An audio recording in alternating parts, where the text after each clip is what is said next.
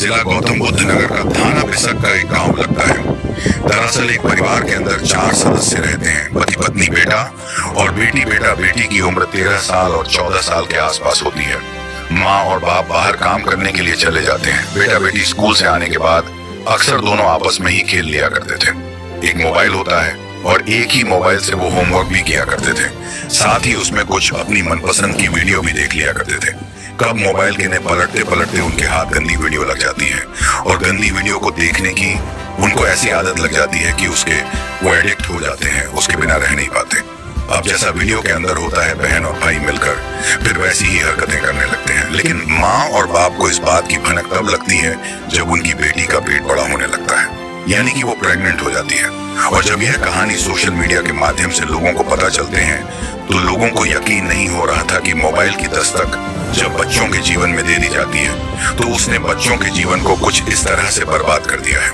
दरअसल आज की कहानी जो मैं आपको सुनाने जा रहा हूँ, इस कहानी में इससे भी भयानक होता है। बल्कि उस कहानी में भाई और बहन इन्वॉल्व थे, बल्कि अगली कहानी में एक सदस्य को छोड़कर परिवार का सभी सदस्य इवॉल्व हो जाते हैं। जब इस घटनाक्रम का खुलासा हुआ तो लोगों को यकीन नहीं हो रहा था कि इस समाज में ऐसी बातें भी सुनने को और देखने को मिल सकती हैं। आदाब, नमस्कार, सत श्री अकाल। मैं सौरभ मिश्र।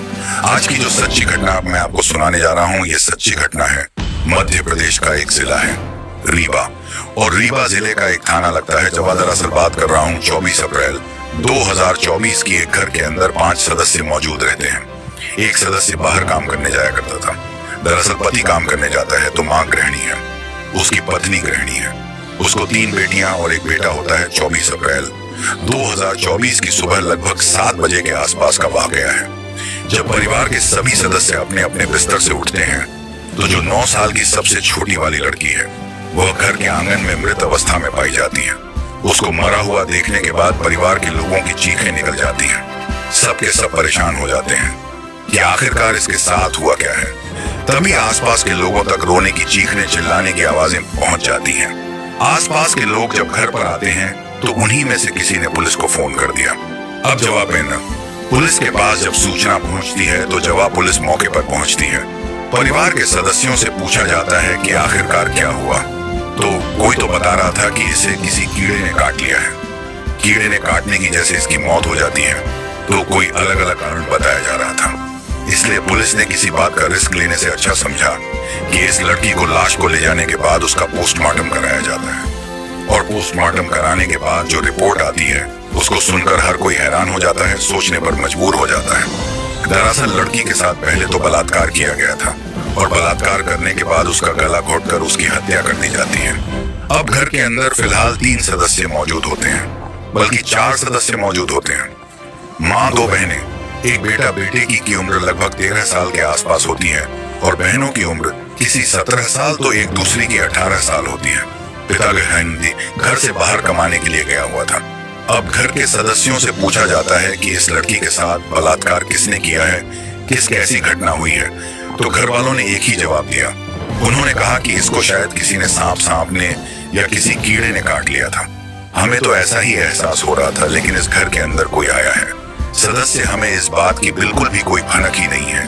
जब पुलिस वालों ने जब ये बातचीत करने की कोशिश की तो एसपी विवेक सिंह को यह बात कुछ अटपटी लग जाती है और इस मामले की वो जांच बैठा देते हैं। ऐसा एसआईटी के माध्यम से इस मामले की जांच कराई जाती है और सोशल मीडिया के माध्यम से ये खबर बहुत तेजी के साथ पूरे प्रदेश में वायरल होने लगती है और लोगों तक ये खबर पहुंचती है कि घर में एक 9 साल की बच्ची का बलात्कार होता है और घर में 3 सदस्य मौजूद होते हैं और उन 3 के 4 सदस्य मौजूद होते हैं। उन चारों सदस्यों को पता ही नहीं चल पाता। पुलिस ने जैसे ही एफआईआर दर्ज की उसके बाद आसपास के लोगों सहित लगभग 50 लोगों से गहन पूछताछ की गई। उन लोगों से पूछताछ की गई जिसका इस लड़की से डायरेक्ट इनडायरेक्ट के मिलना जुलना कुछ भी होता था, जिस पर जरा सा भी शक होता था। पुलिस ने ऐसे लोगों की सूची तैयार की और सूची तैयार करने के बाद उनसे बातचीत करने की कोशिश की, लेकिन पुलिस को कुछ सफलता मिल नहीं पा रही थी और धीरे धीरे करके 1 महीने का वक्त बीत जाता है और 1 महीने के बाद फिर दूसरा महीना भी इस तरह से आ जाता है। और यह मामले की जब जांच पड़ताल के लिए जब बात पुलिस पर दबाव पड़ रहा था कि आखिरकार हुआ क्या है, किसने किया है, तो पुलिस इस मामले को लेकर बड़ी कंफ्यूज हो जाती है कि करें तो क्या करें। पुलिस ने फिर से जांच पड़ताल करनी शुरू की। 3 महीने बीत जाते हैं। 26 जुलाई 2024 को आखिरकार इस घटनाक्रम का खुलासा होता है।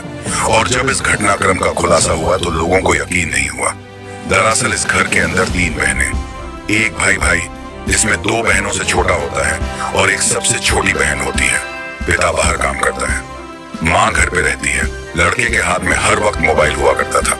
मोबाइल के बिना वो एक पल भी रह नहीं पाता था और उसमें अक्सर कुछ ना कुछ देखा करता था जब माँ बाप बहनें वगैरह से रोका करते थे। तो वो एक ही बात कहता था कि मैं पढ़ाई कर रहा हूँ। जब पढ़ाई की वाली बात आती है तो घर वाले बिल्कुल शांत हो जाते हैं। लेकिन उसकी आदत थी वीडियो देखने की, और वीडियो में भी वो पोर्न वीडियो देखता था, भी फिल्में देखता था, और उसको इतनी बुरी लत लग जाती है कि बिना उसके वो रह नहीं पाता था। 23 और 24 जुलाई 2024 की रात को उसके मन में अचानक से ख्याल आता है, और ख्याल कुछ इतना भयानक आता है जो कोई सोच भी नहीं सकता। दरअसल वो अपनी 9 साल की बहन के साथ सो जाता है और उसके साथ वो गंदी हरकतें करने लगता है। बहन बार बार उसको रोक रही थी, टोक रही थी, और वो चीखने की जब कोशिश कर रही थी तो वो उसका मुंह दबा लिया करता था। कुल मिलाकर उसने अपनी ही बहन का बलात्कार किया, और जब इस बलात्कार करने के दौरान ही, छीना झपटी में कुछ वो विरोध करने के दौरान ही उसकी दोनों बड़ी बहनें भी जाग जाती हैं, साथ ही उसकी माँ भी जाग जाती है। जब माँ जाग जाती है तो उस वक्त वो अपनी बहन का गला दबा रहा था जितिन, और जैसे ही मामा ने पूछा कि तुम इसे क्यों मार रहे हो, क्या बात है, तब वो अपनी माँ को एक एक वाकया बताता है कि आखिरकार उसके साथ क्या हुआ है। वो बताती है कि ये जो भी कुछ तुमने गंदा काम किया है वो सारी की सारी बातें अपने पापा से बताएगी, पिताजी को बताएगी कि तुमने कितना गंदा काम किया है। जैसे ही उस लड़के ने यह बात सुनी, वो अपनी बहन का गला दबा रहा था। माँ उसके पास आती है और वह तब तक लड़की मर जाती है, लेकिन माँ को बताने के बाद तुरंत ही उस लड़की की सांसें फिर से चलने लगती हैं। यानी कि लड़की वो मरी नहीं थी, उसकी सांसें जब चलने लगती हैं। माँ देखती है अपनी उस लड़की को और अपने बेटे से कहती है कि इसको तत्काल प्रभाव से खत्म कर दो, मार दो नहीं तो यह तुम्हारे पिता को सारी कहानी बयां कर देगी, और फिर तुम जानते नहीं हो कि तुम्हारा कितना बुरा अंजाम होगा। जैसे ही माँ ने अपने बेटे से यह बात कही, तब उसके बाद उस बेटी का गला दबाया जाता है, उसकी हत्या कर दी जाती है, उसकी लाश को आंगन में छोड़ दिया जाता है, यह कहकर कि इस बात का किसी को पता नहीं चलेगा और यह बात आई गई हो जाएगी।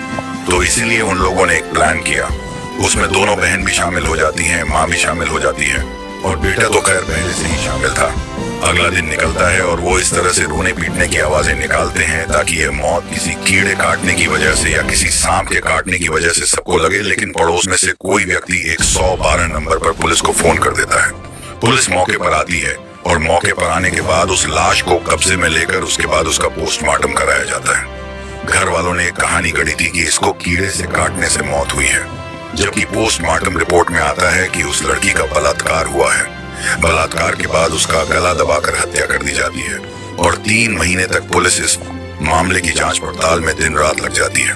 आखिरकार 3 महीने के बाद 26 जुलाई 2024 को इस घटनाक्रम का खुलासा जब होता है तो लोगों को यकीन नहीं हो रहा था कि एक भाई जिसकी उम्र 13 साल है वह अपनी ही बहन के साथ ऐसा गंदा घिनौना कृत्य आखिरकार कैसे कर सकता है। दोस्तों, पुलिस ने इन सभी को गिरफ्तार किया, उस लड़के को भी, उसकी दोनों बहनों को भी, उसकी माँ को भी। और जब इस पिता को यह बात पता चली तो पिता को यह यकीन ही नहीं हो रहा था कि आखिरकार ऐसा कैसे हो सकता है। पिता का रो रो कर बुरा हाल हो जाता है। पुलिस ने इन्हें गिरफ्तार किया। गिरफ्तार करने के बाद जेल भेज दिया। फिलहाल पुलिस इस मामले में चार्जशीट लगाएगी। पुलिस की कोशिश है कि कम से कम समय में इन सभी आरोपियों को सख्त से सख्त सजा मिल सके, और ताकि समाज में एक संदेश, एक मैसेज जा सके।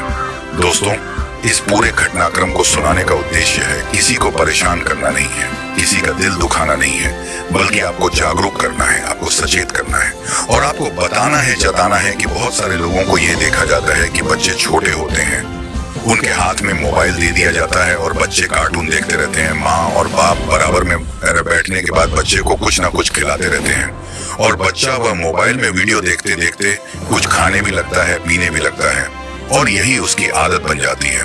वह बिना मोबाइल के रह नहीं पाता, जबकि उसको ऐसी बुरी आदत लगने के कारण ही छोटे छोटे बच्चे जिनको सही से बोलना भी नहीं आता, वो मोबाइल के बटन दबाकर अपनी मनपसंद की वीडियो निकाल लेते हैं। और वीडियो का सिस्टम कुछ ऐसे ही होता है, स्क्रॉल करते करते कब गलत वीडियो, कुछ गलत बटन दब जाते हैं, और गंदी फिल्में आ जाती हैं, उन्हीं को देखकर ही बच्चों के अंदर गलत आदतें भी पड़ने लगती हैं। इसलिए माँ बाप परिवार के हर एक सदस्य की जिम्मेदारी बनती है कि अपने बच्चों के मोबाइलों को बीच बीच में चेक करते रहे, देखते रहे कि आखिरकार कहीं उनको गलत चीजों की आदत तो नहीं लग गई है। दोस्तों, आप सब लोग अपना ख्याल रखें, सुरक्षित रहे। जय हिंद, जय भारत।